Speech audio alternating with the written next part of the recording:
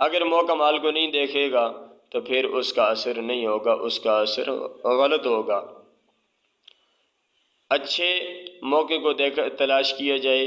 ایسے موقع کو تلاش کیا جائے کہ جب سامنے والا کسی کام میں مصروف نہیں، غصے کی حالت میں نہیں، کسی پریشانی میں مبتلا نہیں،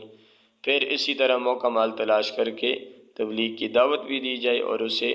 نماز کی طرف بھی بلایا جائے، اسے سیدھے راستے کی طرف بھی بلایا جائے، تو اس طریقے سے زیادہ تر اثر انداز ہوتی ہے۔ یہ نیت ہو کہ میں نے اس کو جہنم سے بچانا ہے، میں نے اسے نمازی بنانا ہے، میں نے اسے شریعت پر لانا ہے، میں نے اسے صحیح راستے پر لانا ہے، میں نے خود بھی صحیح راستے اختیار کرنا اور اس کو بھی میں نے لانا ہے۔ جب یہ نیت ہوگی تو اس صورت میں انشاءاللہ امر بالمعروف نہی عن المنکر کی جو دعوت ہے، جو تبلیغ ہے، یہ اثر انداز بھی ہوگی اور اس کا فائدہ خود کو بھی ہوگا اور سامنے والوں کو بھی اس کا فائدہ ہوگا۔